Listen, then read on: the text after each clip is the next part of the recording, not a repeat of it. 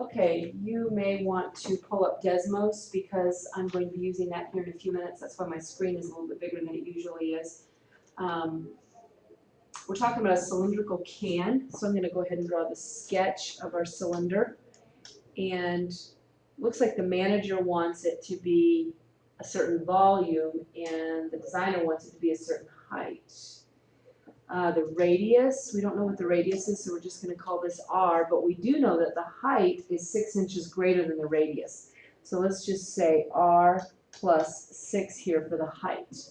Now, they were kind enough to give us the volume here, so let's go ahead and fill in what we know.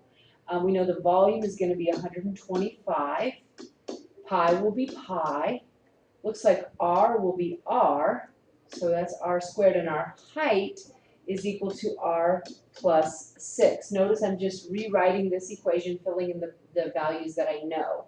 So if we simplify this, it says leave in terms of pi, so we're going to leave pi as pi.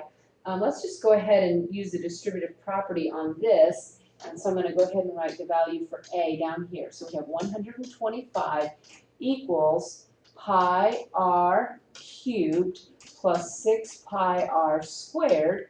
All right, so we do have a polynomial equation. It says find the approximate radius that should be used for the can by using the graphing calculator. So I'm going to bring the 125 over, and I'm just going to, I don't know, set it equal to 0 for now. Pi r cubed plus 6 pi r squared minus 125. So now I'm ready to plug this information into my calculator and find out where the x-intercept is, because where the x-intercept is going to be the solution for R that will work. Okay, it says round the radius to the nearest tenth. So here's my chance to bring up Desmos.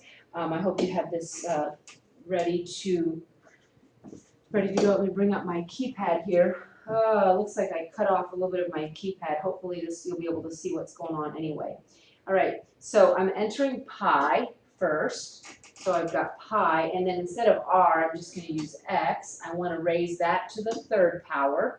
So I have pi x to the third plus sign here, plus 6 pi r squared plus 6 pi x squared minus 125, minus 125.